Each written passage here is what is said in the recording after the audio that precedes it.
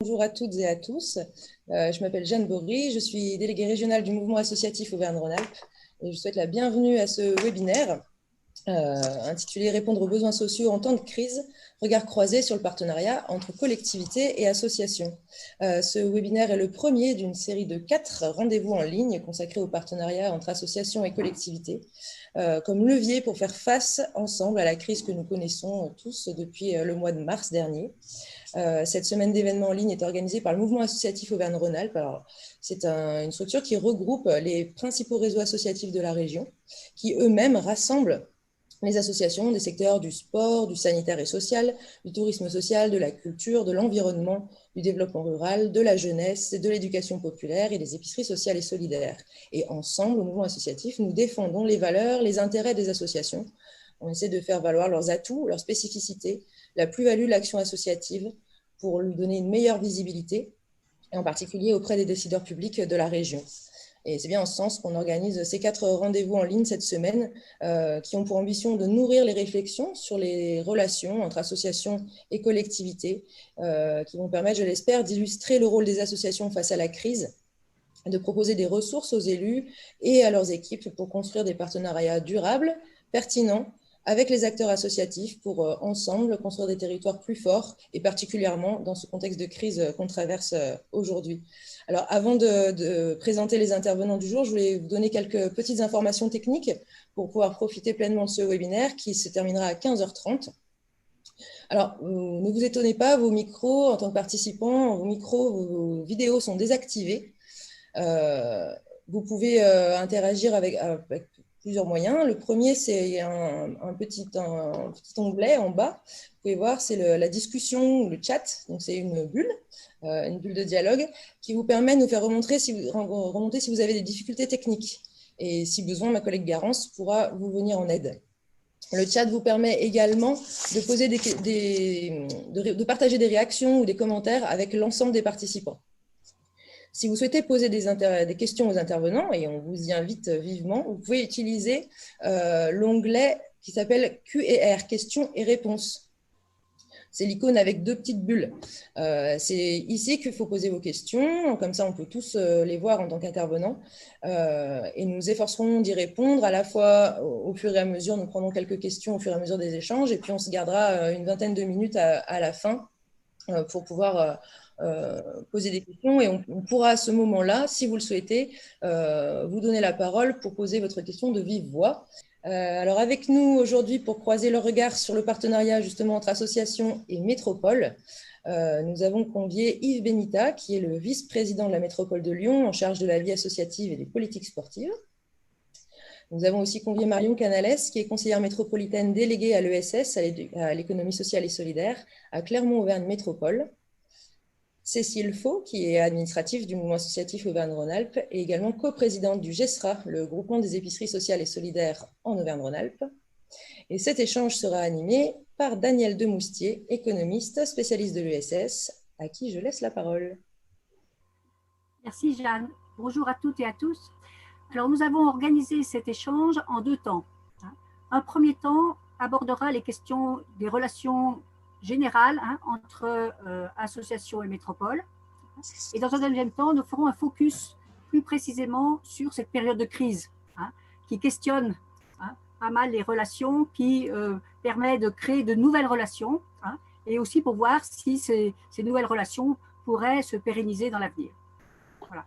Alors, dans un premier temps, sur l'approche générale des relations entre métropole et association, je vais commencer par donner la parole à Madame Canales de la Clermont-Auvergne Métropole pour lui demander comment la métropole, sa métropole en fait conçoit les relations avec les associations, comment elle les construit, comment elle les alimente et puis comment aussi elle gère les relations avec les autres collectivités territoriales. Parce que très souvent, les associations sont renvoyées à différentes collectivités compte tenu des différentes activités qu'elles peuvent mener.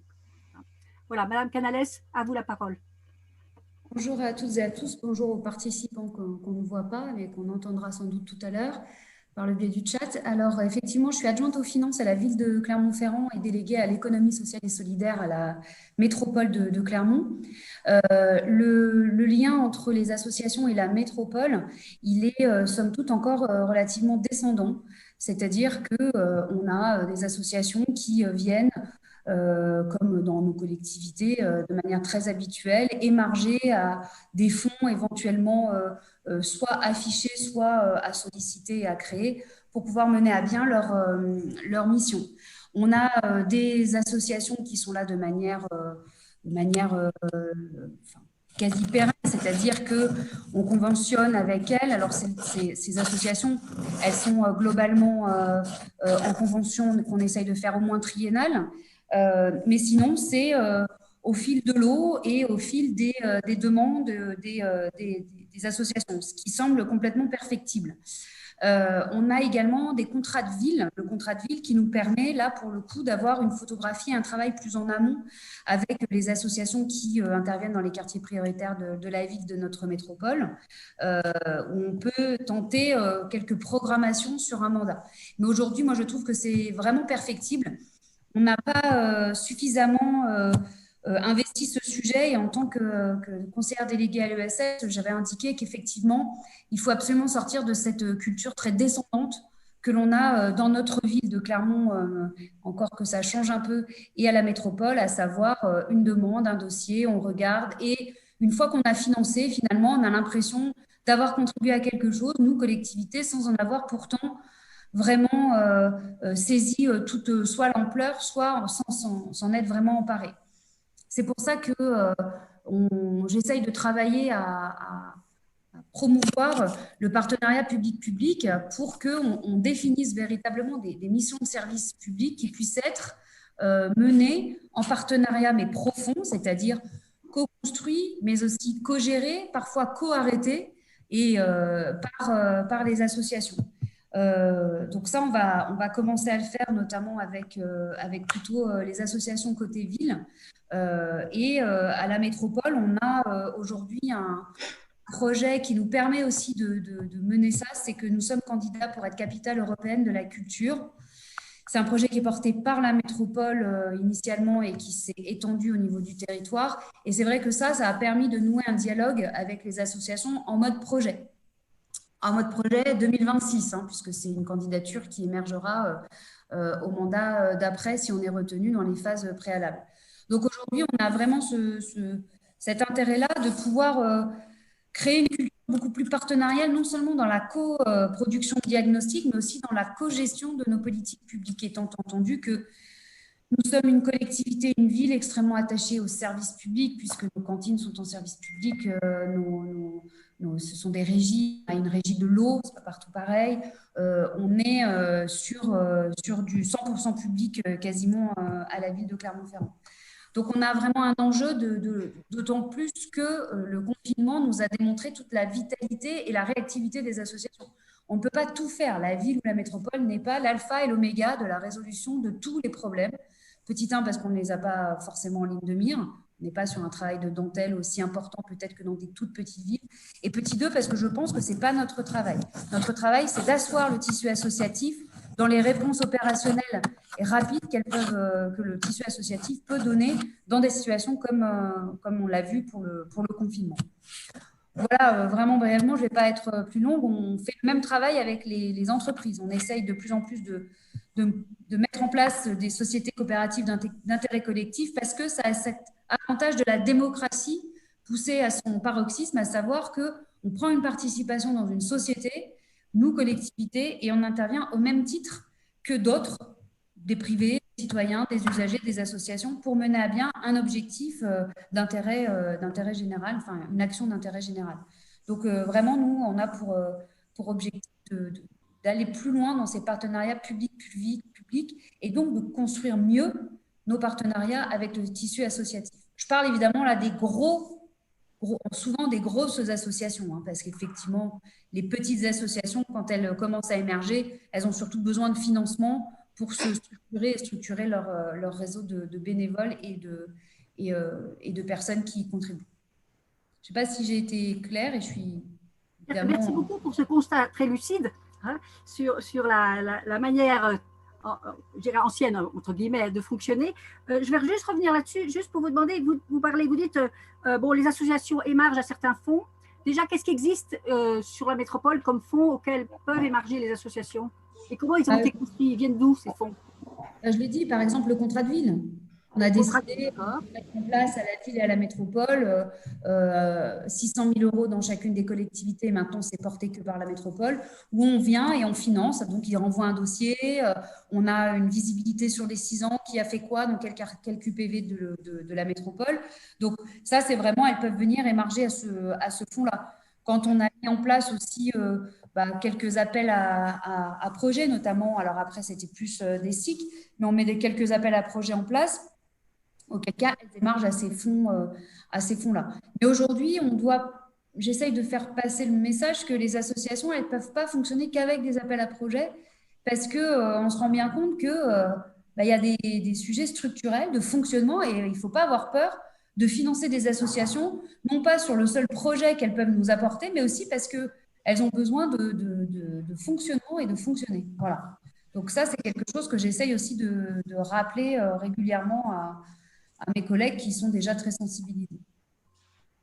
Oui, en fait, les associations remarquent très souvent, il faut remarquer que le financement par projet, effectivement, leur pose énormément de problèmes. Alors, maintenant, si on regarde un peu ce que vous essayez de mettre en place, est-ce qu'il y a des instances de coordination avec le tissu associatif? Comment vous opérez sur le terrain? Alors, pour ce qui est le contrat de ville, j'y participe pas totalement directement. Donc, il y a des allers-retours avec les maisons de quartier, avec les interlocuteurs du développement social urbain à la ville de Clermont et dans les communes où il y a un quartier prioritaire de la ville. Donc, ça, c'est quelque chose qui est un peu en routine.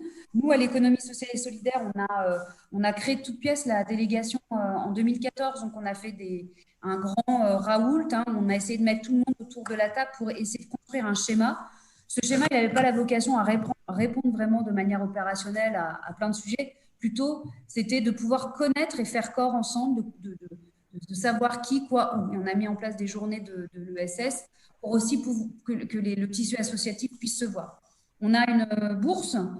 On a mis en place une action, ça s'appelle l'action Ouvre-boîte. On revoit du coup soit des associations qui du coup passent en mode projet et donc en mode ouverture d'une petite entreprise. C'est souvent un auto-entrepreneur, mais une micro-entreprise. Où là, on revoit souvent des membres de ces associations qui portent un sujet de création d'entreprise. Donc, ça permet aussi de faire le lien avec tout le volet création parce que derrière des associations, parfois, il y a... finalement, les associations font œuvre d'incubateur.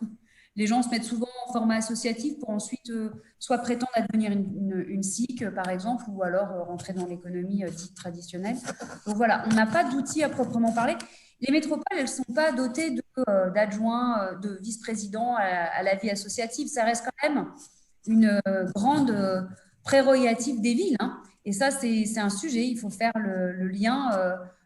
Nous, on n'a pas encore passé ce cap-là de mettre un vice-président en charge de l'associatif. Chaque vice-président a son tissu associatif sous ses responsabilités. Et voilà, je pense que ça, c'est perfectible dans notre métropole.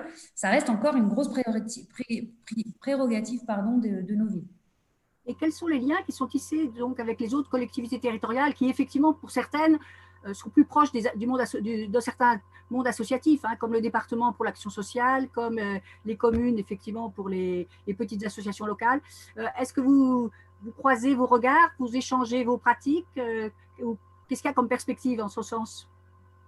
C'est pas tout à fait d'actualité. Alors aujourd'hui, les métropoles connaissent une grande montée en puissance sur le social, puisque les fonds solidarité logement, le fonds d'aide aux jeunes, il y a quand même beaucoup de dispositifs qui, en tout cas, je pense que c'est partout pareil, mais qui avant étaient de la prérogative du département et qui maintenant nous arrivent en compétence.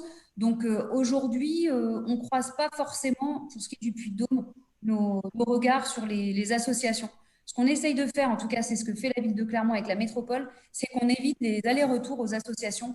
On essaye de mettre dans la même pièce les adjoints et les VP de compétences. Ce qui nous amène à des configurations et parfois des questions métaphysiques sur où allons-nous faire cette réunion.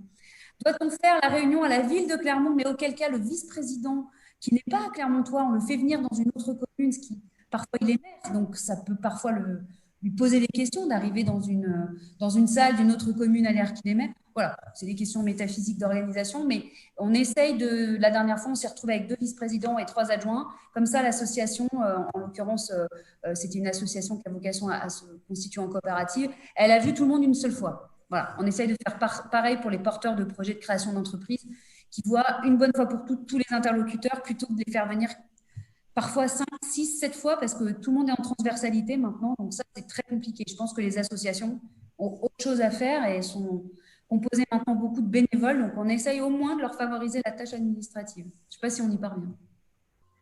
Merci pour ce premier éclairage. Je vais maintenant donner la parole à Monsieur Benita de la métropole de Lyon avec la même question. Comment se construisent ces relations entre métropole et association? Alors, déjà, bonjour à tous et toutes. Juste pour répondre à Mario Canales, à la métropole de Lyon, il y a un vice-président à la vie associative. Et je pense que c'est une bonne chose. Alors, nous, on hérite d'une situation un petit peu particulière, puisque vous savez que la métropole de Lyon est une intercommunalité un peu particulière qui est assez unique en France, puisqu'elle a été élue démocratiquement en juillet 2020, et qu'elle a les prérogatives d'un département, puisque le département du Rhône a été scindé en 2 entre la métropole de Lyon et ce qu'on appelle maintenant le Nouveau Rhône. Donc, on a toutes les prérogatives d'un département, avec effectivement tout le volet social dont Marion a évoqué, avec en plus évidemment le RSA et un certain nombre d'autres missions sociales très importantes. Alors, par rapport à ça, donc, ce département vie associative que je découvre depuis quelques mois est vraiment une résurgence de la dotation cantonale qui existait, qui a disparu, et qui a laissé cette trace-là sur la vie associative. Cette vie associative, cette délégation, masque assez mal le fait que ce monde associatif dans nos collectivités est complètement intégré à toutes les politiques publiques et que, effectivement, moi, je suis à la tête d'un petit service qui, pour l'instant, est un impensé de la métropole. Donc, le président Bruno Bernard m'a demandé à réfléchir, à mettre en place une politique un peu globale. Et surtout, on se rend compte que, finalement, une métropole comme la nôtre soutient énormément d'associations, mais sur des politiques publiques bien établies. Évidemment, tout ce qui est environnemental va être plutôt chez délégation développement durable, tout ce qui est social, tout ce qui est lutte contre la précarité, jusqu'aux associations sportives ou aux associations culturelles. Et qu'effectivement, chacun voit midi à sa porte et a en face de lui les associations qui l'intéressent. Et donc, nous, notre idée, c'est d'essayer de ne pas lutter contre cet état de fait, mais au contraire, de pouvoir l'amplifier et surtout d'avoir une vision un petit peu transversale. Et je rebondissais à ce qui avait été dit. À terme, je pense que la métropole de Lyon et le service vie associative va plutôt être porté à amener des aides plutôt au fonctionnement des associations et de pouvoir travailler avec les autres directions sur l'évaluation. C'est-à-dire, ce qui me semble important, c'est que pour nous, l'idée, c'est de vraiment pérenniser ce tissu associatif. Alors, on est dans une métropole qui, de ce point de vue-là, est extrêmement bien dotée, puisqu'on compte plus ou moins 32 000 associations sur la métropole de Lyon, qui est vraiment énorme, et à peu près 4 000 associations employeuses. Donc, finalement, on va peut-être un peu plus s'intéresser à ces acteurs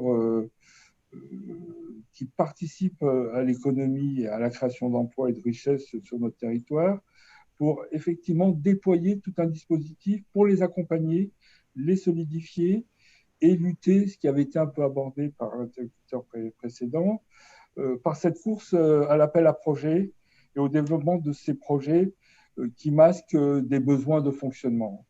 Et nous sommes bien décidés à rompre avec cette logique-là et ne pas faire un tabou, sortir de ce tabou du fonctionnement pour pouvoir vraiment accompagner les associations, mais pas uniquement, aussi sur le volet bénévolat, s'intéresser à leurs problématiques aussi sur la problématique des CA et des bureaux. Je pense que beaucoup d'associations ont cette problématique. Voilà, sur l'ensemble du champ, jusqu'au fonctionnement, jusqu'à l'emploi, l'insertion par l'emploi. Ici, sur la métropole de Lyon, notamment, on va travailler très fortement sur l'insertion des jeunes par l'emploi. Donc voilà, que le monde associatif soit vraiment le réceptacle de toutes ces politiques publiques. Alors, je ne sais pas si actuellement, de quels outils disposez-vous pour accompagner les associations? Je parle d'actuellement. Hein. Alors actuellement, ce qui est intéressant avec la métropole de Lyon, c'est que nous sommes entourés de têtes de réseau avec lesquelles on développe des relations importantes. Parce qu'évidemment, je vous ai annoncé le nombre d'associations, il est matériellement impossible d'avoir un lien avec l'ensemble de ces associations. Mais par contre, on a une structuration très forte avec des têtes de réseau, de ce qu'on appelle aussi des associations appui. Donc, c'est des dispositifs. Alors, on est en train d'expérimenter un dispositif en déployant un certain nombre d'associations dits appui sur l'ensemble du territoire qui puissent apporter, créer d'abord des permanences dans ces territoires et apporter du conseil, de la formation aux autres associations. Donc, c'est vraiment un travail en cascade qu'il faut continuer à développer, qui est important pour nous, mais qui est un outil qui sera nécessaire, d'autant que la métropole de Lyon, c'est 59 communes, avec quand même des communes très importantes comme Lyon, Villeurbanne, Vaux-en-Velin, Vénissieux, et que c'est important qu'on puisse intervenir sur l'ensemble de ces bassins de vie et qu'on ait une équité par rapport à ces territoires.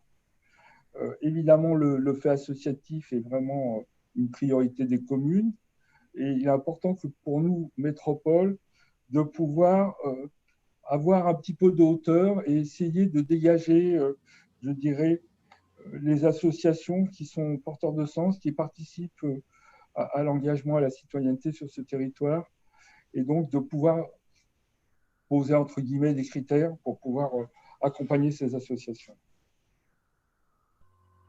Est-ce que vous avez des instances de concertation déjà établies ou en voie de construction avec ce tissu associatif?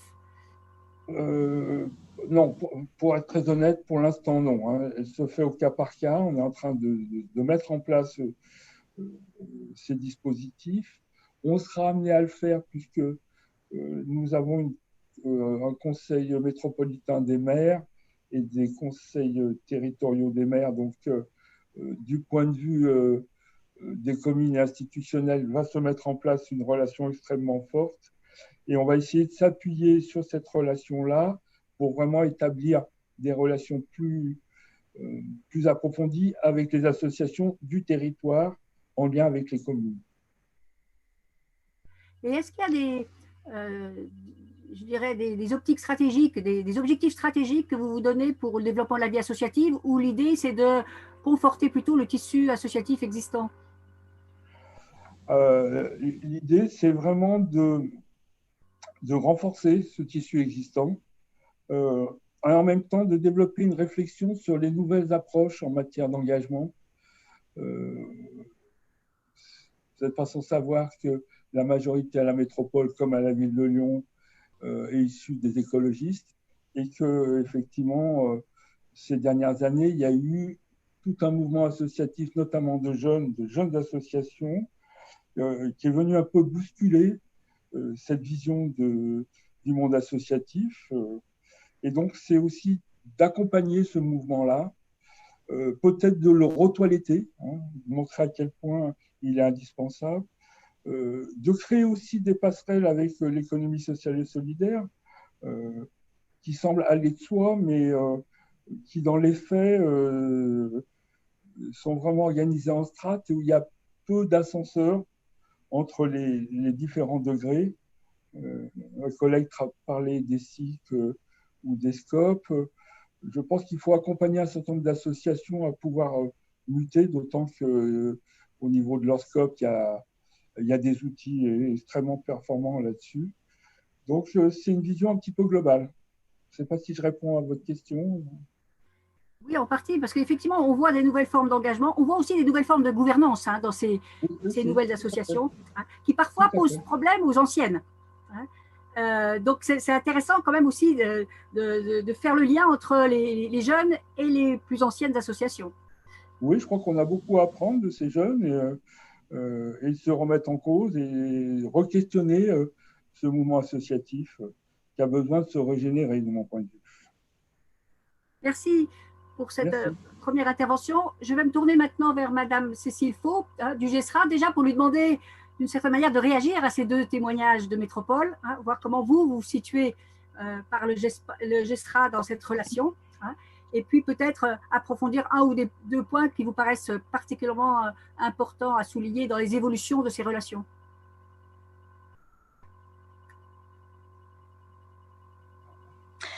Effectivement, moi, je rebondirais sur plusieurs points qui ont été évoqués et qui restent aujourd'hui, à mon avis, des points de réflexion à continuer de travailler ensemble. Il y a effectivement la question du fonctionnement. Aujourd'hui, peu d'associations fonctionnent avec les collectivités, que ce soit la métro ou d'autres collectivités fonctionnent avec des conventions pluriannuelles ou des conventions d'objectifs et de moyens.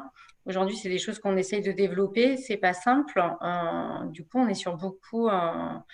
est beaucoup sur des financements annuels, ce qui rend pas simple le fonctionnement et la visibilité de nos fonctionnements à long terme.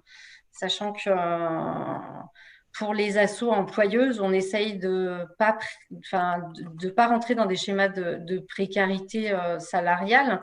Donc, on a des salariés qui sont, dès qu'on peut, on essaie d'aller sur des CDI.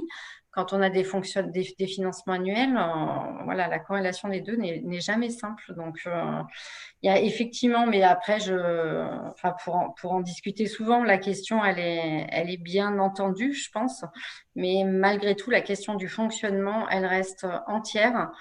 Et la question, elle va au-delà en plus de la durée des financements, elle va aussi sur quoi on finance. Quand on parle de financement, aujourd'hui, on est beaucoup financé en mode projet aussi, sur des projets bien précis, ce qui fait que du coup, toute l'ingénierie et toute la coordo et entre autres, toutes les fonctions RH de direction ou de gestion comptable c'est compliqué souvent de les intégrer dans chacun des projets. Nous, ça nous demande une compta analytique qui est pas forcément des plus simples, même si elle est intéressante et que, voilà, nous, c'est aussi un outil de travail pour nous, mais ça complexifie en général notre travail au quotidien.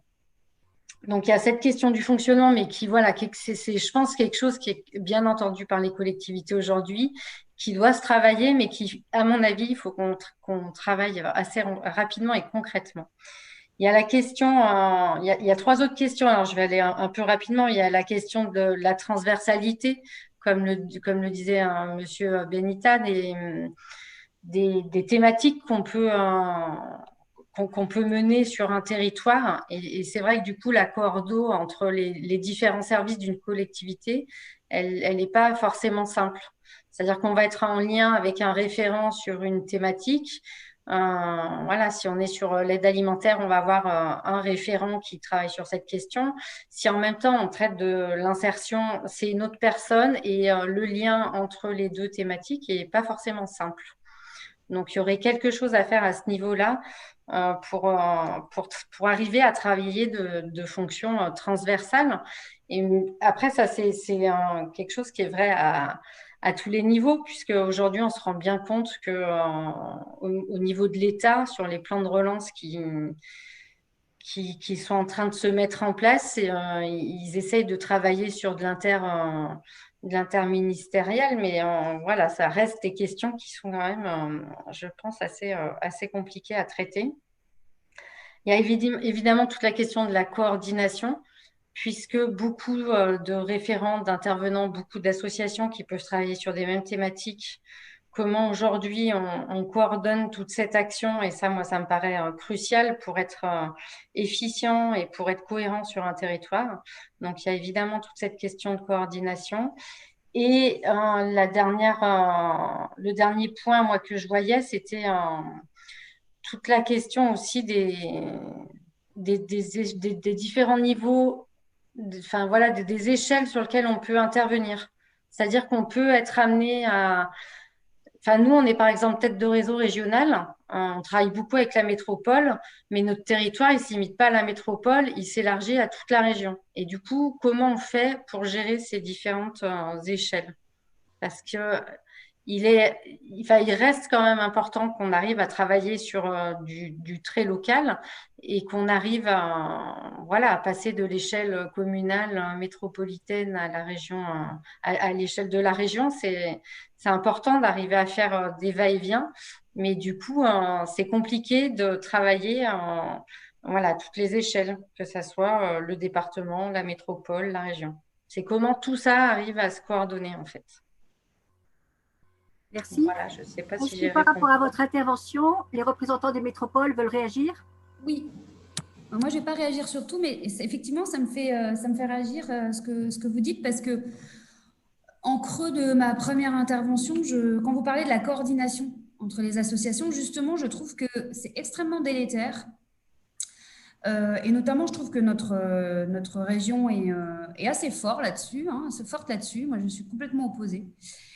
Sur les appels à projets. Alors, les appels à projets surtout, sur les tiers-lieux, sur les machins, sur les trucs. On a eu la même chose. Alors, j'ai été présidente de missions locales pendant longtemps. Missions locales qui sont des associations d'ailleurs, qui font partie du service public de l'emploi, mais qui sont des associations à qui on confie des missions, donc des crédits, donc du fonctionnement bien. Là, pour le coup, on a réussi à structurer sur certaines grosses associations. Je pense qu'il faut aller plus loin dans, non pas des délégations de service public, mais ouais, sur le partenariat public-public dont je vous parlais. Mais ce que disait Madame Faux, c'est juste, c'est qu'à force de faire des appels à manifestation, on fait naître des nouveaux acteurs. Moi, je le vois sur le service public de l'emploi et sur l'emploi. Il y a eu énormément d'appels à manifestation de l'État, du gouvernement précédent, parce qu'on a eu énormément de crédits européens. Et donc, du coup, il fallait qu'on les dépense. Et comme le gouvernement devait les dépenser, il a lancé des appels à projets partout.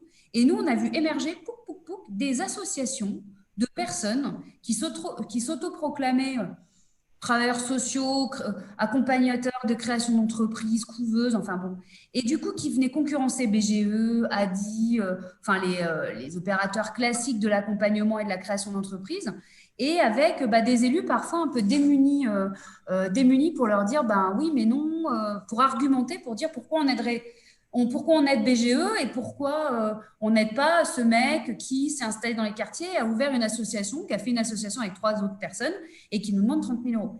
Et je pense qu'on n'est encore pas sorti des ronces, si j'ose dire, parce que la région maintenant fonctionne beaucoup avec des appels à projets. Et du coup, ça crée des acteurs. Et le paysage est tellement compliqué, que ce soit institutionnel, même le paysage associatif, c'est tellement compliqué que les gens ne peuvent pas tout connaître. Donc, ils ne peuvent même pas savoir qu'il y a déjà quelqu'un qui le fait. Je crois qu'il y a justement ce que vous disiez, Madame Faux, c'est ça, c'est la coordination des associations. C'est hyper important. Et c'est là que, Monsieur Banita, vous avez effectivement un siège en or, parce que c'est au niveau métropolitain qu'il faut faire maintenant la coordination. C'est plus dans nos villes. Alors, en plus, vous, c'est la ville vous savez, la ville de Lyon. Parce que nous, encore à Clermont, on est une petite métropole. Donc, on a une petite ville, chef-lieu, qui a encore un visage humain. C'est-à-dire qu'on connaît quand même, dès qu'il y en a un qui arrive, tout le monde dit, il y a machin qui arrive sur le paysage. Mais je pense que ça, la coordination, c'est hyper important. Et nous, les élus, luttons contre les appels à projets comme ça, spontanés, qui ne sont pas travaillés avec le tissu associatif. Je ne dis pas qu'il faut préflécher les personnes qui vont en bénéficier, mais il faut co-construire avec eux et faire passer à nos députés et nos parlementaires le fait que c'est primordial de maintenant de se concentrer sur le fonctionnement des associations, structurer, accompagner celles qui existent et d'arrêter de lancer des trucs comme ça qui font que faire émerger de nouveaux acteurs qui se frustrent et qui nous frustrent d'ailleurs derrière. Oui, on s'est tous réjouis quand même de la vitalité associative hein, depuis les années 80, mais cette vitalité associative, elle se traduit effectivement par cet émiettement et cette mise en concurrence qui est encouragée par les appels à projets. Monsieur Benita, est-ce que vous voulez intervenir sur ce point? En effet, alors, ce que j'entends va tout à fait dans mon sens, c'est-à-dire que ici, évidemment, dans une métropole comme celle de Lyon, il y a des appels à projets, même dans mon service. Je suis arrivé avec un appel à projet qui s'appelle Coup de pouce. Et autant vous dire que c'est un inventaire à l'après-vert où chacun pose un petit événement, quelque chose qui est en lien un petit peu avec l'engagement citoyen. Et c'est évidemment pas comme ça qu'on peut faire avancer les choses. Donc, nous partons résolument sur l'idée de conventionner les associations, de pouvoir avoir je dirais, travailler avec elles sur des objectifs et sur un financement pluriannuel, parce qu'il est important de les stabiliser, hein, tout simplement, et qu'effectivement, on ne soit plus dans la course de l'appel à projet et on démultiplie les projets parce que il faut payer les charges fixes de la structure, parce qu'il y a des salariés, etc. Donc, c'est comment créer de la visibilité. Et je rajouterais aussi de travailler avec les autres délégations pour savoir réellement ce qui se passe réellement sur le terrain. Parce qu'évidemment, on finance sur des projets un certain nombre d'associations et finalement, on ne voit pas l'ensemble de ces activités.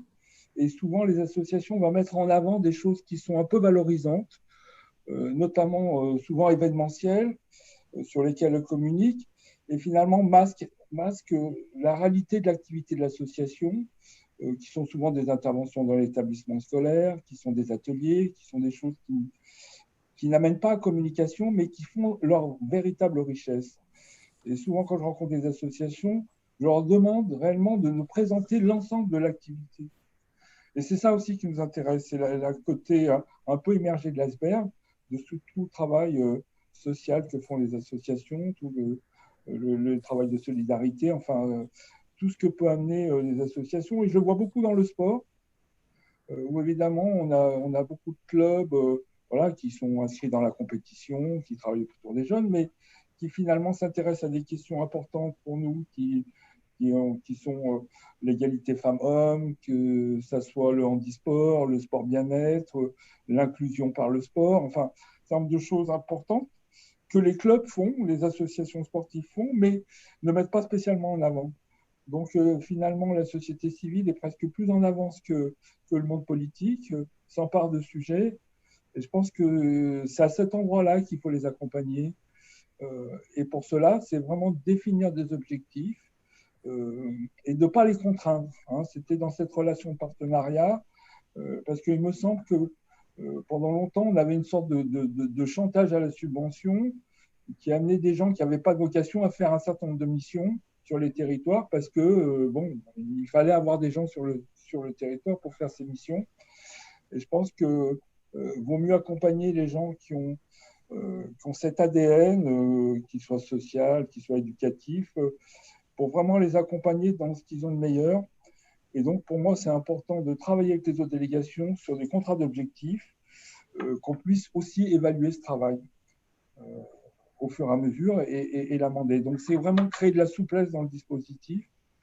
Et puis, effectivement, il y a toute une, je dirais, pas une hiérarchisation, mais tout un dispositif un peu descendant pour qu'on puisse toucher jusqu'aux plus petites associations, celles qui ne sont pas employeuses et qui ont beaucoup souffert là, pendant cette période-là, et finalement qui, elles aussi, ont des frais et qui ont besoin d'être accompagnées. Merci. Vous mettez en évidence effectivement le besoin de connaissance de fond des associations et pas simplement, je dirais, un peu la superficie qui pourrait apparaître dans des événements un peu médiatiques, entre guillemets. Je crois que c'est important. Jeanne, est-ce qu'on a quelques minutes pour prendre quelques questions des participants? Oui, alors on a notamment une question qui s'adresse au vice-président de la métropole de Lyon. Est-ce que le réseau Savara est inclus dans la démarche de consolidation, de développement et d'accompagnement des associations? Tout à fait, tout à fait. Le réseau Savara, on est en train de mettre en place, vous parlez des associations appui, donc qui sont des associations qui constituent ce réseau. Donc, nous avons demandé à un certain nombre de communes de la métropole, à titre expérimental, d'accueillir ces associations. Donc, une association pour un bassin ou plutôt une intercommunalité, pour pouvoir mettre un rendez-vous régulier, pour l'instant mensuel, pour amener de l'information, du conseil, de la formation aux associations du territoire. Donc, c'est un dispositif qui semble bien prendre et qui, à terme, va être développé et dans lequel on va inclure encore d'autres associations pour qu'effectivement, il y ait une équité sur les territoires et qu'on ait ces associations référentes sur l'ensemble du territoire qui va faire cet accompagnement, mais aussi nous faire remonter un certain nombre d'informations sur la réalité des associations par bassin de vie, par territoire, avec leur spécificité. Je ne sais pas si j'ai répondu à la question. D'autres questions avant de passer au thème suivant? Oui, alors une question assez juridique, je dirais. Aude Thierry nous dit que la transversalité est mise à mal par le décret du 14 août dernier qui place les directions départementales sous l'autorité du ministère de l'Intérieur et des préfets, en lieu et place du ministre de l'Intérieur et des ministères secrétariats d'État dédiés auparavant. Quelle réaction ça vous inspire et quelles incidences concrètes pour les métropoles et les collectivités territoriales?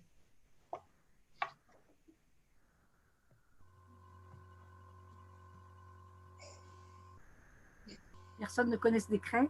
Non. Non, je suis désolé, non, pas encore. On creusera la question alors. Voilà. Désolée pour… Moi, je voudrais répondre en creux à une question qui était plutôt lyonnaise, hein, mais qui finalement, donc de Madame Comet, qui est partout la même. Hein. Les besoins de fonctionnement, c'est aussi les besoins de locaux. Aujourd'hui, on a quand même des métropoles et des villes qui se reconstruisent. Donc, on refait la ville sur la ville, la zone industrielle sur la zone industrielle. On a soit des zones d'activité économique vieillissantes, soit des quartiers en friche que l'on réhabilite, etc. Aujourd'hui, la demande d'avoir des locaux, y compris partagés, elle est tout le temps présente et au cœur des demandes des associations. Et nous, on a aujourd'hui on a un patrimoine de la ville qui est squatté depuis à peu près 2 mois. Bon, après, il y a eu le confinement, par des associations de l'ESS. Donc, je les connais très bien et je ne leur en veux pas. Mais ils ont squatté un bâtiment municipal pour faire valoir leur droit à avoir des locaux, alors que chacun d'entre eux avait des locaux. Et ça m'a fait avancer avec eux sur un sujet, c'est que je pense que, bon, petit 1, comme c'est des mouvements quand même très à gauche, que je le suis, je leur ai dit, c'est toujours mieux d'aller squatter les propriétaires privés qui font de la spéculation plutôt que d'aller squatter le patrimoine d'une mairie. Mais c'est plus facile de rentrer en discussion avec une mairie. Mais ça fait écho à plusieurs choses. C'est que c'est compliqué aujourd'hui, je trouve, pour les associations de comprendre, et je me mets à leur place, qu'on puisse avoir des locaux vacants dans le patrimoine municipal ou métropolitain, dont on n'a pas d'usage précis parce qu'on requalifie un quartier, donc du coup, on a déménagé un truc, on va mettre ailleurs. Et je comprends que les usages éphémères, du coup, soient une réponse de la part de nous, collectivités, parce que ça permet de montrer qu'il y a des choses qui peuvent se faire. Sauf que souvent, et on est confronté à ça, les associations, de l'autre côté, elles ont du mal à se dire que c'est que pour 2 ans. Et qu'au départ, elles sont d'accord parce qu'elles voient tout de suite une opportunité d'aller dans des locaux. On leur dit c'est de manière éphémère pour faire vivre, continuer à faire vivre un bâtiment, mais après, on fera autre chose. Et puis, 2 ou 3 ans après, on leur dit bon, bah maintenant, ça y est, quoi, il va falloir qu'on donne un coup de pelleteuse parce que les projets sont arrivés, sont validés et tout. Et là, on a des associations qui font parfois la résistance parce que ils ne veulent pas partir, parce qu'il y a des habitudes qui se sont créées, puis parce qu'ils craignent qu'on ne leur retrouve pas d'autres solutions. Et je pense qu'il faut qu'on arrive aussi à apprivoiser le concept de l'éphémère. Nous, collectivités, sortir de notre paranoïa, ceinture, bretelle, parachute, mon Dieu, le maire, sa responsabilité pénale parce qu'il manque un extincteur, parce que c'est 3 pour 2 mètres carrés, etc. Bon, les services techniques, les élus savent très bien qu'il n'y a rien d'éphémère, il faut que tout soit aux normes, comme si on accueille une crèche alors qu'on accueille des associations un peu plus capables d'être dans d'autres lieux. On a l'impression qu'il faut mettre tout aux normes de crèche, quoi. Et de l'autre côté, il faut que les associations, elles acceptent aussi de jouer ce jeu de l'éphémère et que quand on essaye de trouver des solutions, elles n'ont pas vocation maintenant, dans le patrimoine qu'appartient à la ville, hein, à être sur plusieurs années, parce que maintenant, on voit bien, tout s'accélère, il y a des projets qui peuvent naître, d'autres qui peuvent mourir. Et je pense que ça doit être aussi le jeu, un enjeu important de dialogue avec les associations. Comment on arrive à ce qu'elles mutualisent leurs locaux, c'est pas toujours facile, parfois des fonctions support, le comptable, machin, pour réduire leurs frais aussi. Comment on arrive à les accompagner dans une mutualisation de leur fonctionnement finalement. Et je le vois pour les missions locales, hein, qui sont des associations ultra institutionnalisées. Ça a été très difficile, et c'est toujours pas fait, de mutualiser entre 2 missions locales le poste de comptable, alors qu'il y avait, ça aurait pu faire un temps plein pour une personne, et ce n'était pas encore le cas. Donc voilà, je sais qu'il y avait, il y a une question comme ça sur les locaux. Pour ce qui est du patrimoine municipal, je pense que c'est frustrant de voir qu'il y a parfois des lieux vacants, mais que ce n'est pas toujours aussi simple pour les collectivités, même si on doit tendre vers une utilisation éphémère de nos locaux vacants. Alors là, vous nous introduisez en fait à la question des nouvelles pratiques, hein, nouvelles pratiques de coordination, on l'a vu, de mutualisation, hein, les nouveaux types d'engagement, de gouvernance, hein, et puis effectivement cette question d'occupation temporaire ou éphémère. Alors je vous propose de passer au deuxième thème, hein, qui est basée sur l'idée de faire un focus particulier sur notre période de crise actuelle, hein, une crise qui est déjà assez temps, hein, depuis on est presque dans une année de crise, hein, et voir comment, dans cette crise, les relations entre les associations et les collectivités se redessinent, hein, se redéfinissent. Hein. Qu'est-ce qui questionne, hein, à la fois les pratiques associatives, comment elles sont obligées de s'adapter à la crise, comment les collectivités s'adaptent aussi à cette nouvelle configuration. Qu'est-ce qui peut rester pérenne, hein, au-delà de la crise dans des nouvelles relations. Donc, je vais demander à Cécile Faux, hein, maintenant on va commencer par le niveau associatif, hein, de réagir à cette question, ou à ces questions. Effectivement, hein, je pense que sur ces périodes de crise, on constate que tout est exacerbé, ça c'est un fait. On se rend compte du coup que les appels à projets depuis le mois de mars fleurissent à une allure extraordinaire, et là à tous les niveaux, et voilà, que ça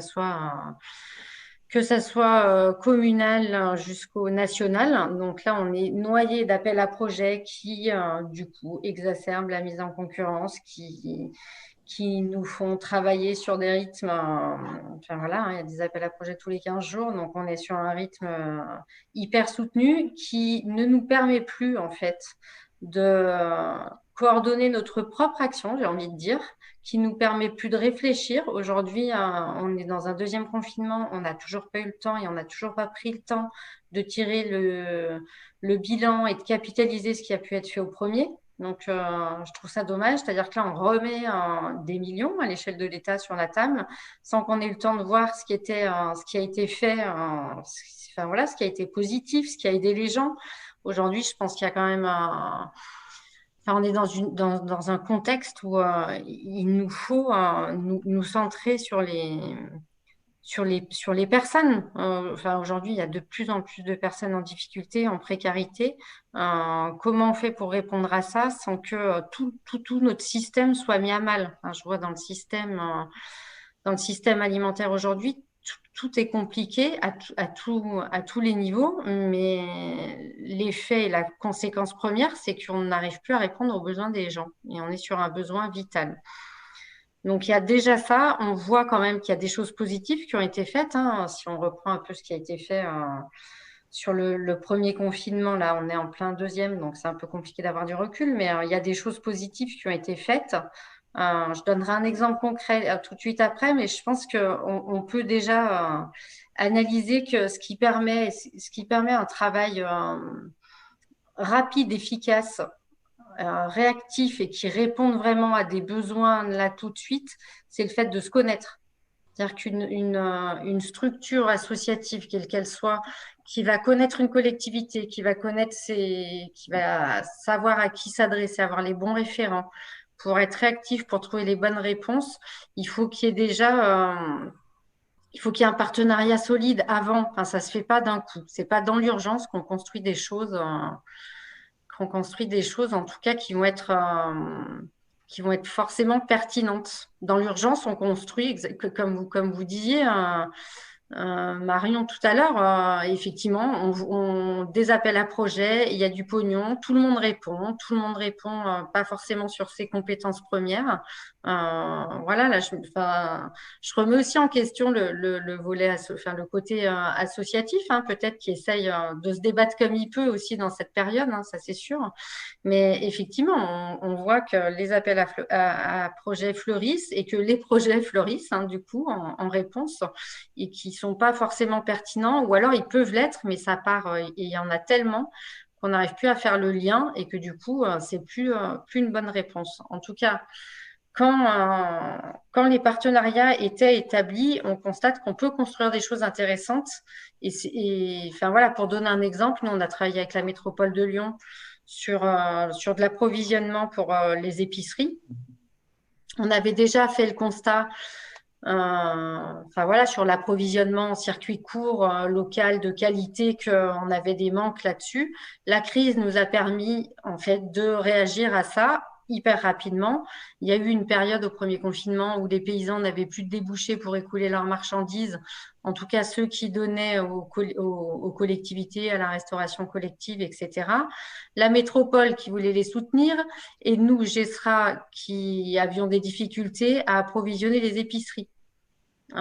Du coup, on a pu corréler tout ça, un soutien financier de la métropole pour que les agriculteurs continuent d'être bien et correctement rémunérés.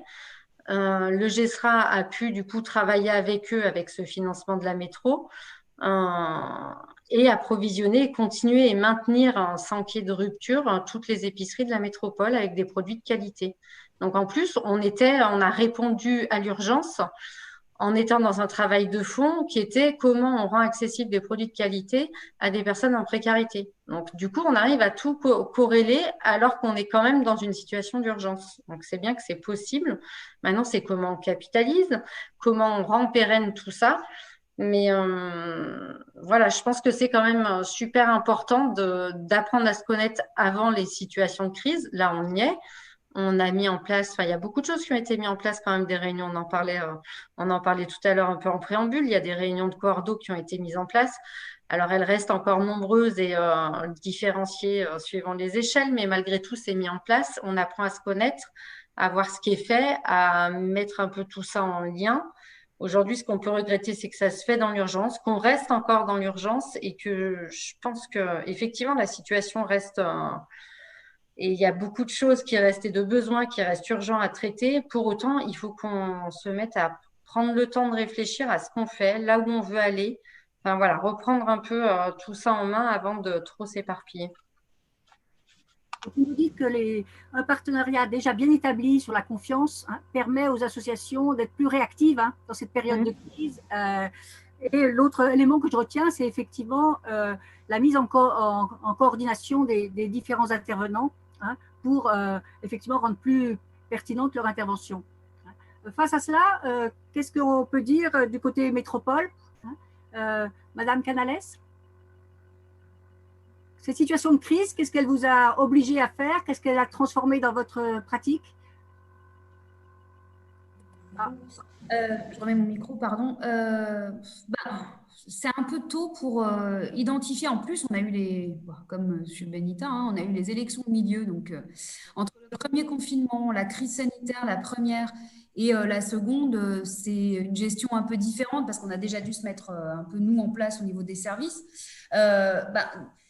J'ai pas vraiment de réponse à ça. Je vois par exemple que le tissu, alors là je vais plus parler du côté ville, mais l'éducation, parce que les petits n'étant pas scolarisés pendant le premier confinement, on a vu tout de suite les associations d'éducation populaire, essayer de prendre le relais autant que cela était possible, alors parce qu'il y avait la fracture numérique. Donc, comment on les a eus, hein, on a reçu des mails, où est-ce qu'on peut trouver des tablettes, parce qu'il y a des gamins dans tel et tel quartier qui n'en ont pas, dans telle et telle famille.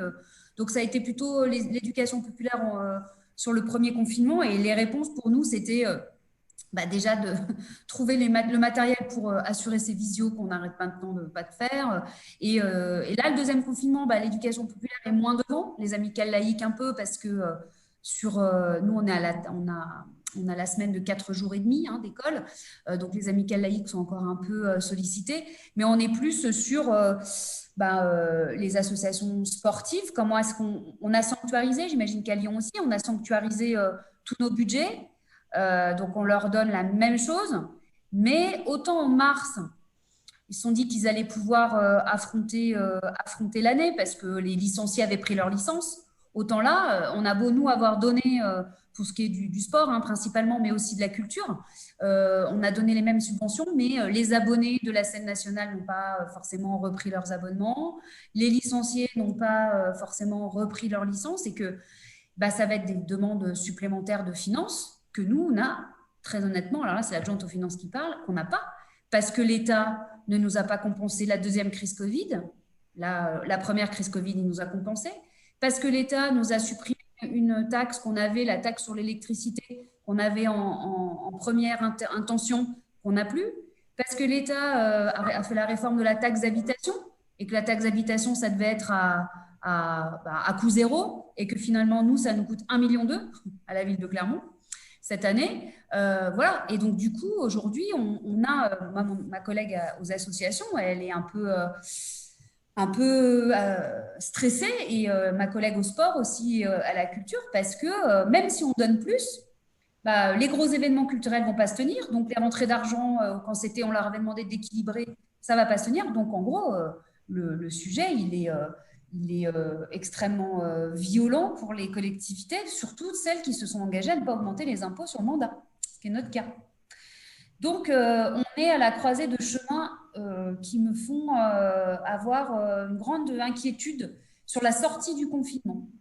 Parce que je pense que tout le monde va être à cran, la demande sociale va exploser. Et puis, à titre tout à fait personnel, je vais vous faire une confidence, je travaille à l'hôpital, moi. Donc, il y a 2 ans, quand on a manifesté pour avoir plus de crédits de la part du gouvernement, on nous a dit qu'il n'y avait pas. Et là, on a sorti des millions et des millions et des millions pour le confinement, donc pour la crise sanitaire.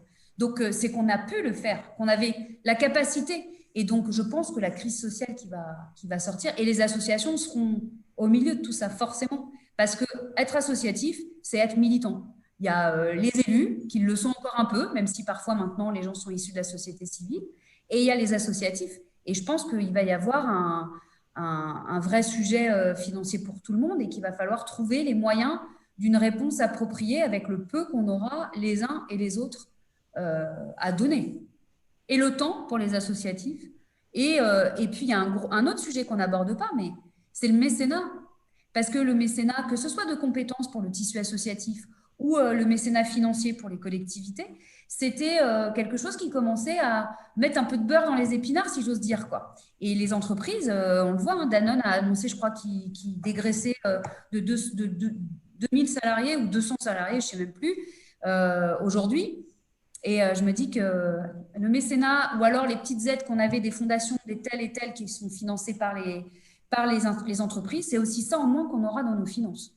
Donc, comme on dit à Montluçon, dans l'Allier, j'y sens pas bien.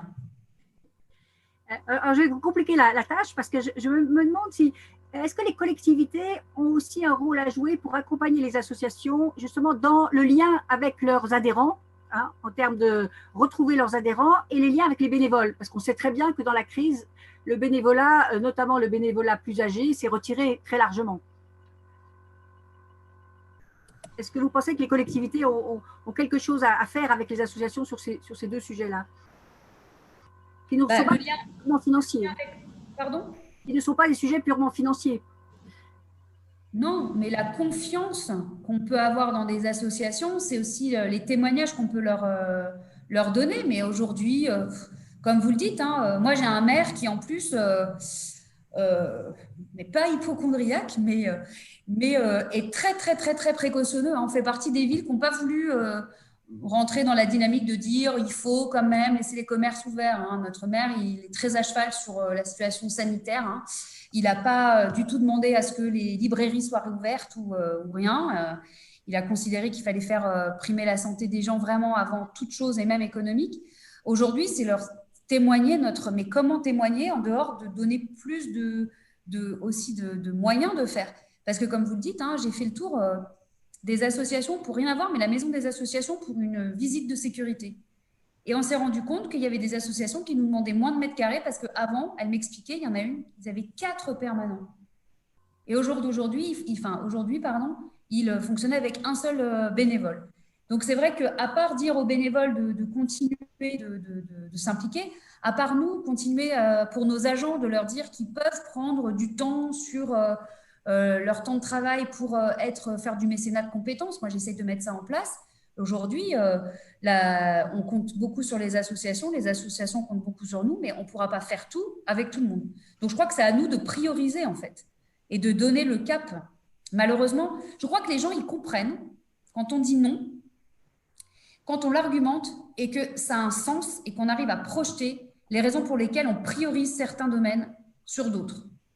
Il n'y a jamais aucune association qui m'a dit ne pas comprendre quand j'arrêtais de les financer, quand je leur faisais. Parce que, je leur disais qu'on sortait en sifflet, c'est-à-dire qu'on descend progressivement notre subvention parce qu'on pense qu'elles ont les capacités soit de trouver d'autres financements, soit parce qu'elles sont sur un modèle qui leur permet de dégager de l'argent.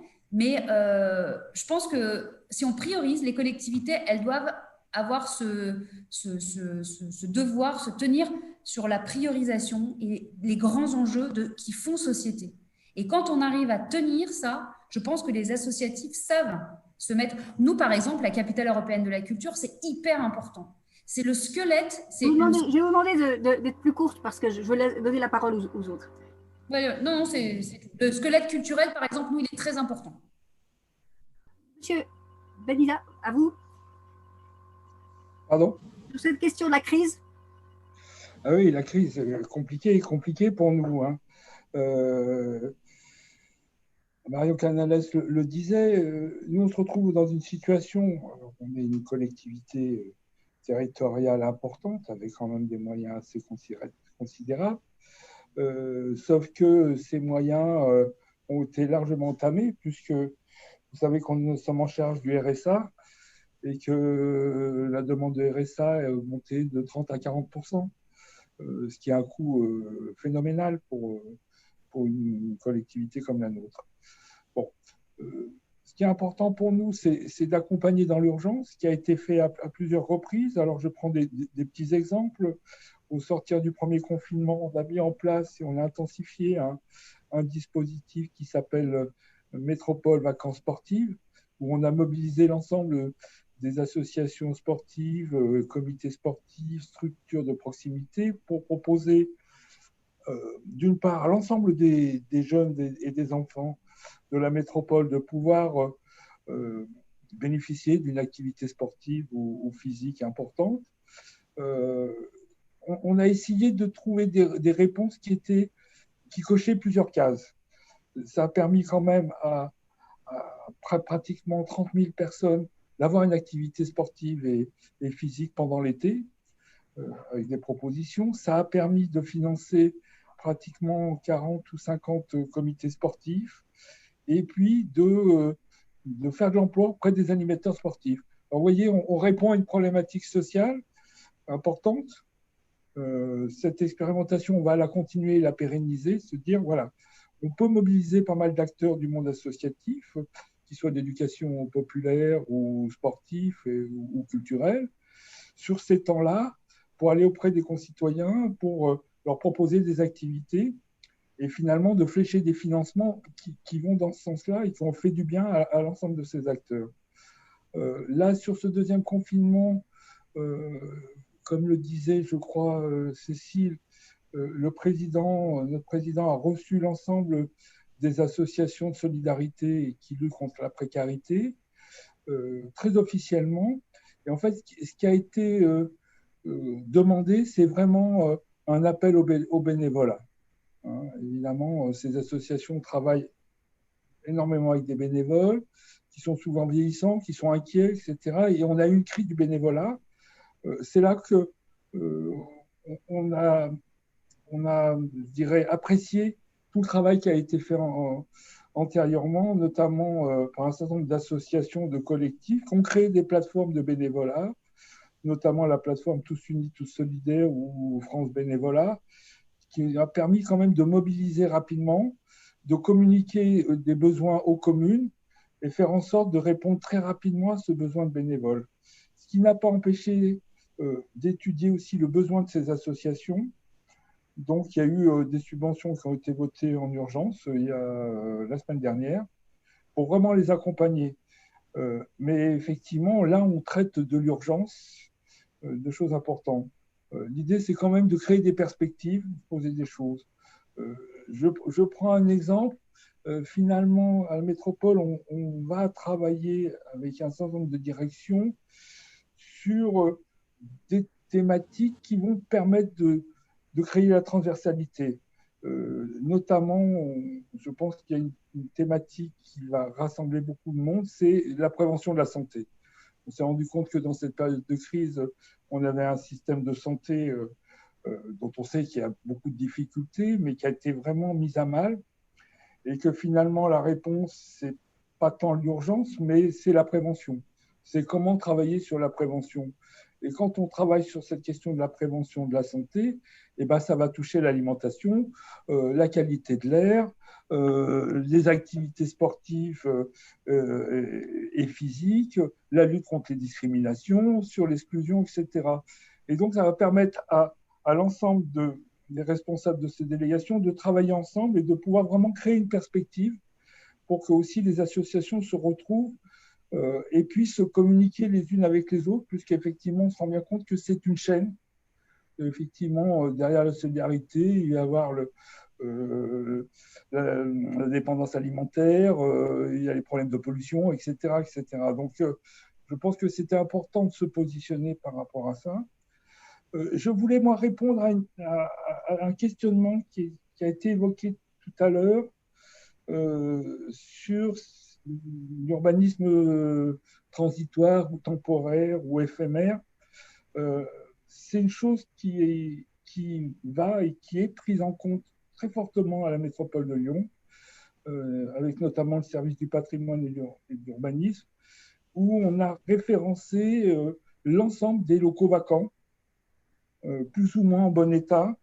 Et l'idée, c'était de mettre en place cette liste et la coordonner avec l'ensemble des projets, sachant qu'évidemment, pour nous, c'est vital puisqu'on veut lutter contre l'étalement urbain et effectivement le développement de nos métropoles qui est exponentiel et qu'il faut absolument arrêter puisque voilà, on grignote sur les terres agricoles et qu'on a besoin d'arrêter. Et donc, évidemment, ce patrimoine urbain est fondamental et qu'il faut l'organiser avec vraiment des conventions d'occupation, avec des perspectives. Hein. Moi, je suis toujours assez prudent. C'est vrai que dans ces occupations temporaires, souvent c'est 2 ou 3 ans, mais bon, on a peut-être 2 ou 3 ans pour préparer la suite et peut-être aller sur du terrain ou des actions comme celle-ci. Et puis, rajouter ici sur la métropole, on a un grand programme avec l'ensemble des communes sur la revitalisation des cœurs de ville. Alors évidemment, on pense en priorité au commerce de proximité, aux artisans, etc. Mais on essaye de faire valoir aussi que le monde associatif participe de l'animation d'un quartier et qu'il a tout autant droit aussi de pouvoir bénéficier de ces locaux qui sont beaucoup, souvent vides. Et donc, on va essayer de faire avancer les choses et d'amener des réponses à ces problématiques de locaux dont on sait qu'ils sont importants pour les associations. Merci beaucoup. Cécile Faux, est-ce que vous voulez réagir sur ces 2 interventions ? Oui, rapidement. Je pense qu'on se rend compte à travers tout ce qui est dit, je pense qu'on est d'accord sur beaucoup de constats. Or, la crise nous a projeté dans autre chose et nous a remis dans encore de l'urgence et pas pas sur des réponses à long terme. Donc, je pense enfin, voilà, finissons de partager et finissons ce diagnostic de partage de constats. Et je pense qu'il faut vraiment qu'on aille maintenant sur de la co-construction d'actions, en fait. Enfin voilà, tout à l'heure on parlait de mutualisation. Alors ça passe et par du matériel, ça passe par des locaux. Enfin voilà, ça peut passer par des choses comme ça, par de la mutualisation aussi de compétences. Ça, je pense qu'il y a des choses où il faut effectivement qu'on aille dessus pour être un peu plus rationnel et rationaliser l'argent public qui finance quand même pour beaucoup les associations. Mais je pense qu'après, au-delà de ça, une fois qu'on aura entrepris ce travail, il faut aller sur de la co-construction vraiment d'actions publiques. Il faut effectivement nous faire, je pense, participer, nous, en tant qu'association, puisque on connaît les besoins, on est enfin voilà, on est en premier.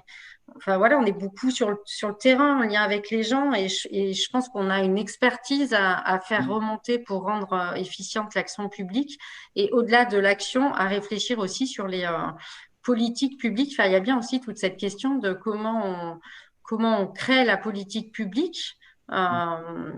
Les élus sont évidemment à leur place et voilà, la population vote pour avoir des élus qui vont donner des directions et des orientations à l'action. Mais je pense qu'on peut malgré tout participer avec nos compétences et nos connaissances du terrain à cette politique.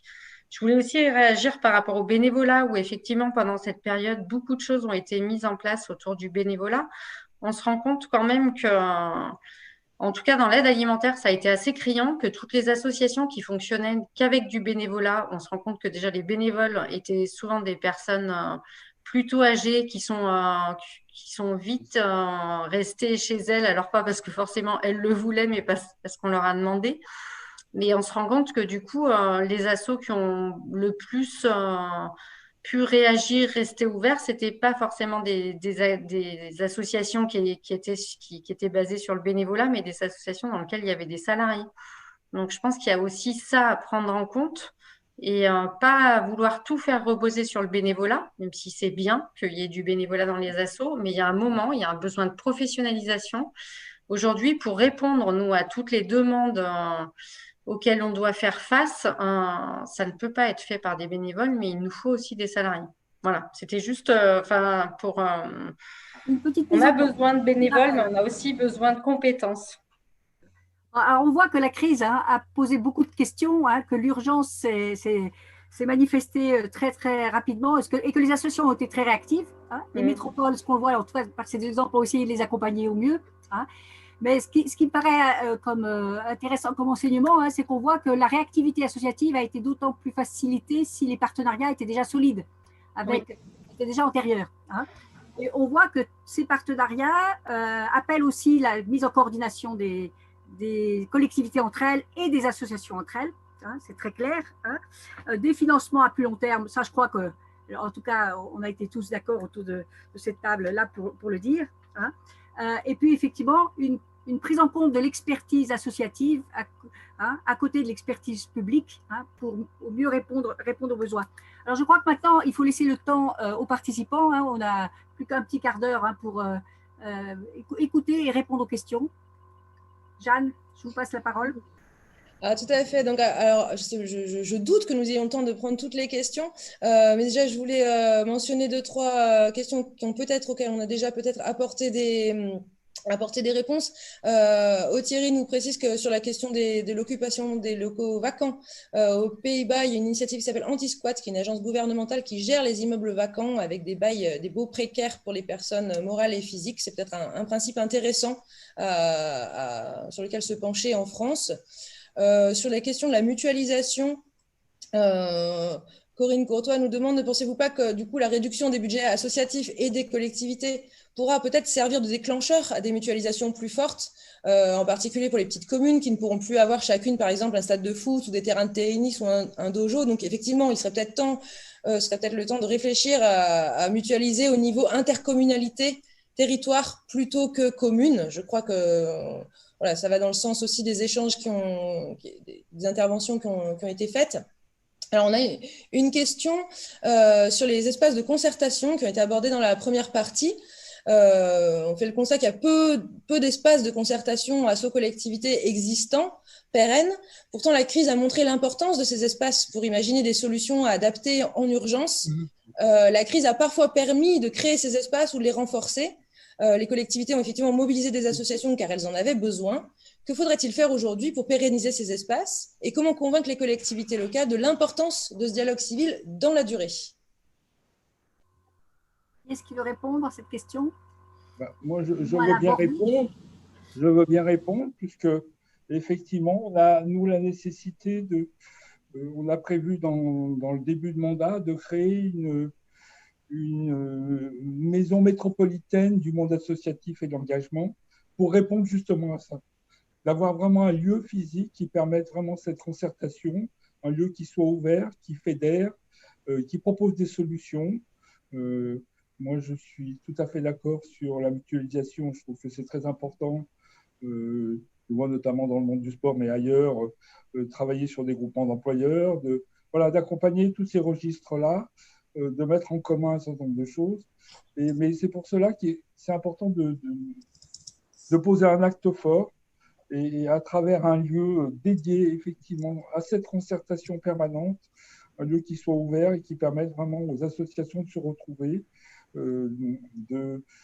d'effacer un peu les frontières entre les unes et les autres, qui est un peu une spécialité française, où on vit un peu chacun dans sa strate et on sait assez peu ce qui se passe à côté, alors qu'il y a plein de connexions possibles. Voilà, c'est un peu cette orientation et je trouve que c'est très important de poser la question comme celle-ci. Une autre question? Alors, je regarde le fil. Alors, c'est peut-être aussi une question qui s'adresse plus à Monsieur Benita. En tant qu'élu d'une commune de moins de 3000 habitants en métropole lyonnaise, comment est-on informé du rôle de la métropole, du réseau Savara, des points d'appui à la vie associative? Comment nos associations de village sont informées des dispositifs vers lesquels elles peuvent se tourner? Alors, ça, on va y répondre très, très rapidement, tout début janvier. Je vous ai parlé de la conférence territoriale des maires. Vous savez que la métropole de Lyon, au niveau des élections, c'était 14 circonscriptions. Nous avons décidé de ramener ça à 10 bassins de vie qui sont cohérents, où effectivement, chaque bassin de vie aura une conférence territoriale des maires qui se réunira avec un président. Et là, du plus petit au plus grand des maires et des territoires pourront y siègent et donner leur avis et faire entendre leur voix.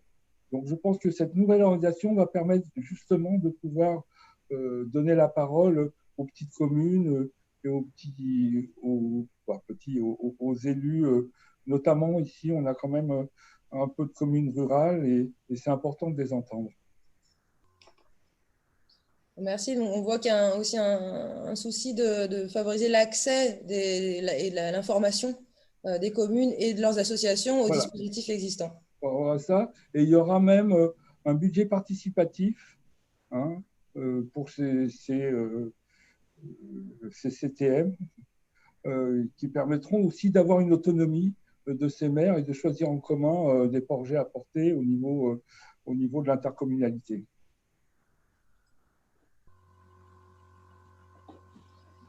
Merci. Alors, je sais qu'il y avait une autre question. Alors oui, alors je sais pas, je pense que plusieurs d'entre vous pouvaient répondre. On a parlé de têtes de réseau en termes de structuration associative. Est-ce que vous aurez des exemples de structures qui constituent ces têtes de réseau pour qu'on puisse donner des exemples un peu plus concrets? Qu'est-ce qu'on appelle les têtes de réseau associatives? De qui s'agit-il? Le mouvement associatif Auvergne-Rhône-Alpes est une tête de réseau, n'est-ce pas, Jeanne? Je vous le confirme, ceci est un test. C'est ça. La Chambre régionale de l'ESS, c'est vrai que pour nous, c'est une tête de réseau importante. Après, c'est un peu mon sujet, l'ESS. Mais ça va être Les têtes de réseau, finalement, c'est les plus gros ou alors l'union des plus gros. Je pense qu'on a, on a un regroupement de plusieurs associations qui sont dans l'innovation scientifique, etc. Nous, c'est une tête de réseau, c'est leur collectif, en fait. Voilà. C'est vrai qu'il faut se regrouper. Ça évite aussi que ce soit toujours la même association qui va voir toujours les mêmes élus et que tout le monde multiplie les énergies. C'est bien d'aller, pour avoir les grandes lignes, de tracer avec un collectif d'associations qui sont dans le même registre. Encore une fois, je vous parle de la culture, mais effectivement, c'est intéressant d'avoir la tête de réseau, ça va être la grosse association qui fait de la musique, mais c'est bien que les petites associations se mettent ensemble pour faire un collectif et pour avoir au moins une idée de la politique qui sera développée par la collectivité. Le GESRA est un exemple de regroupement d'épiceries qui travaillent ensemble. En fait, enfin, voilà, hein, le groupement, il est né à l'initiative de quelques épiceries qui étaient, qui étaient sur la région quand elle était plus petite. Mais voilà, c'est au départ 4-5 épiceries qui se créent en collectif pour porter leur voix un peu plus haut que ce que chacune individuellement, elles peuvent le faire. Donc après, c'est intéressant effectivement d'être sur des collectifs. Ça rejoint ce qu'on disait aussi, tout ce qu'on disait avant, c'est-à-dire qu'on se coordonne, qu'on mutualise des moyens, qu'on échange sur nos pratiques, sur nos expériences, qu'on mutualise de la formation, qu'on mutualise des outils. Enfin, du coup, ça permet aussi tout ça. Pour autant, le regroupement d'associations a besoin après aussi de fonctionnement et du coup, ça rajoute aussi un échelon, mais ça répond aussi peut-être à ces différentes échelles qu'on évoquait tout à l'heure, à savoir qu'une tête de réseau, elle peut être peut-être plus financée à l'échelle d'une région et les associations qu'elle regroupe à l'échelle de leur territoire. Après, ça, en tout cas, c'est des questions qu'il faut se poser, mais sur le fait, effectivement, de se regrouper, ça permet d'avoir une voix commune, d'être plus fort, et puis de pouvoir mutualiser, échanger pas mal de choses. Donc, finalement, nous, on se rend compte que c'est utile. Ça nous a permis énormément de travailler nos questions de gouvernance aussi, puisque du coup, à une échelle un peu plus grande, la question de la gouvernance, je pense qu'elle est encore plus prégnante que sur des plus petites assos. Voilà, un exemple du GESRA, nous, on est à l'échelle de la région. On ne peut pas se réunir toutes les semaines et se voir en visu, hors période de confinement, mais du coup, ça nous a obligés aussi à repenser notre gouvernance. Alors, comme vous le disiez en introduction, c'est pas simple de réorganiser sa gouvernance et de travailler différemment. Mais aujourd'hui, on travaille, on a mis 2 ans à se re-questionner sur cette gouvernance. On a mis en place des groupes thématiques, on a mis en place des groupes locaux, ce qui permet, et on a mis en place un groupe de représentation, ce qui permet d'être sur une coprésidence et que l'asso ne repose pas que sur une personne.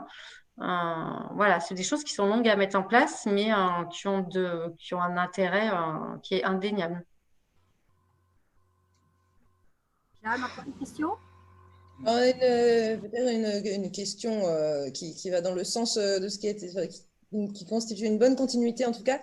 On nous demande s'il est envisagé, alors ça s'adresse aux métropoles, s'il est envisagé un soutien plus fort, plus conséquent, si les associations se regroupent, si elles portent des projets intercommunaux, et c'est un critère pour la métropole de Lyon ou de Clermont. Oui, clairement. Oui, tout à fait. Je pense que c'est important dans cette diversité des associations réellement de faire en sorte qu'elles se regroupent, qu'elles se fédèrent, qu'elles trouvent des moyens en commun. Et je pense que toute notre action va tendre à ça. C'est une évidence. Je pense qu'il faut se regrouper pour être plus fort. Évidemment, l'intercommunalité aussi, c'est important de pouvoir aussi sortir de sa petite préoccupation un petit peu très, très locale, de s'ouvrir sur les autres communes. Et je pense que le tissu associatif peut permettre, lui, qui est naturellement transversal et ne s'arrête pas aux frontières d'un territoire, de pouvoir travailler, accompagner. Donc oui. Est-ce qu'on a perdu Madame Canales? Non, non, je suis là. Mais nous... Non, pardon, parce que je ne vous vois plus. Ouais, non, non, je suis là. Nous, ce n'est pas forcément un critère qui est mis en avant pour le moment. Alors, peut-être faute de connaissance du sujet, mais on demande qu'il y ait des collectifs parce que c'est aussi plus facile de discuter, etc. Mais ce n'est pas un critère pour l'instant. Mais je vous dis, ça dépend aussi de la vitalité de certains secteurs. Et je parle là, du coup, au nom de collègues dont je ne connais pas forcément tous les tenants, les aboutissants des politiques publiques. M. Benita l'a dit, faudrait que je creuse la question avec la culture et sport, qui sont gros pourvoyeurs de conventions associatives. Mais je ne pense pas que ce soit aujourd'hui un critère qui renforcerait l'accompagnement d'un collectif ou d'une association parce qu'elle a réussi à fédérer. Je ne pense pas. Encore quelques autres questions, il ne nous reste pas beaucoup de temps. Oui. Écoutez, je crois qu'on arrive au bout, en tout cas, de celles qui ont été posées par écrit. Et je ne vois personne qui souhaite prendre la parole. S'il y a une personne, alors il va falloir être bref. Bref, oui. Alors, je donne la parole à Monsieur Giraud, qui doit réactiver son micro maintenant que je lui ai autorisé. Vous m'entendez? Tout à fait. Oui, Bonjour oui. à tous. Bonjour. Merci à nos intervenants. Je relève avec satisfaction le projet de contrat pluriannuel d'objectifs. C'est ce qui peut permettre à des associations petites ou plus grosses de sortir de cette chasse permanente aux subventions, mais c'est surtout aussi ce qui peut leur permettre de se recentrer sur leurs projets et de se renouveler en quelque sorte, étant devenus au fil du temps des prestataires de services pour les collectivités, les élus, vos prédécesseurs ou vous-même parfois, et de moins en moins des porteurs de projets. Elles ont usé les bénévoles qui devenaient des gestionnaires et n'étaient plus des gens qui étaient sur le terrain en quelque sorte et porteurs d'innovation, d'expérimentation. Et je crois que l'un des enjeux, au-delà de la sécurisation des financements, c'est à travers ces conventions pluriannuelles d'objectifs de permettre à chacun de retrouver, quand il l'a perdu, une vie associative réelle, et quand il émerge, beaucoup d'associations sont jeunes, et tant mieux, c'est de pouvoir le porter sans être enfermé dans ce qui peut être leur avenir, c'est-à-dire la gestion. Et il me semble que l'enjeu des CPO, c'est vraiment de permettre à la diversité de la vie associative, y compris dans les choix de s'organiser par affinité, par famille de pensée ou de champ d'intervention, de proposer aux élus, notamment en matière de transition écologique et sociale, de nouveaux projets. Mais pour ça, il faut aussi que, et on en revient au départ, les responsables bénévoles aient cette latitude de sortir de la pure gestion et de faire la place, en quelque sorte, à l'utopie, à ce qui mobilise, soit sur un coup de colère, soit sur un coup de cœur. Merci beaucoup. Je crois qu'on arrive au terme de notre webinaire. Je te le confirme, Daniel, nous sommes à 15h29. Alors, si nous voulons respecter notre engagement, nous allons devoir conclure. Est-ce que tu as le mot de la fin? En tout cas, moi, je veux remercier tous les participants et tous les intervenants et les participants par leurs questions, parce que je crois que le débat a été très animé, qu'il y a beaucoup d'idées qui sont ressorties et que vraiment là, on voit bien que les enjeux de la vie associative sont des enjeux vraiment à la fois concrets, mais aussi très politiques. Hein, et on peut penser qu'au-delà de cette période très difficile de la crise, hein, il en ressortira vraiment de nouveaux types de relations qui vont conforter et dynamiser les uns et les autres. Merci à mon tour de vous remercier tous vivement, intervenants, participants. Je voulais aussi remercier nos partenaires, la métropole de Lyon, celle de Clermont et le GESRA, bien sûr, qui ont participé à ce webinaire, et les services de l'État, en particulier la DRD-JSCS, qui soutient cet événement, qui s'inscrit dans le mois de l'ESS. Je voulais rapidement juste partager avec vous une ressource pour aller plus loin. Il s'agit du kit asso de l'élu, qui est un outil qui a été diffusé, publié par le mouvement associatif national, qui normalement doit s'afficher sous vos yeux. Donc, je vous invite vraiment à prendre connaissance de cet outil qui se présente sous forme de quatre petits livrets en savoir plus sur les assos, suivre le guide de la subvention aux assos qui sera l'objet de notre rendez-vous de jeudi prochain à la même heure, un qui est consacré à la charte locale des engagements réciproques et un qui fait plus le focus sur les mesures de soutien aux associations pendant la crise. Donc, je vous invite tous et toutes à en prendre connaissance. Et il ne me reste plus qu'à vous donner rendez-vous demain à la même heure pour continuer à échanger sur les enjeux de partenariat entre associations et collectivités, cette fois-ci en milieu rural, avec des intervenants venus d'Ardèche. Très bonne journée à tous et à tous. Merci de nous avoir suivis et à bientôt.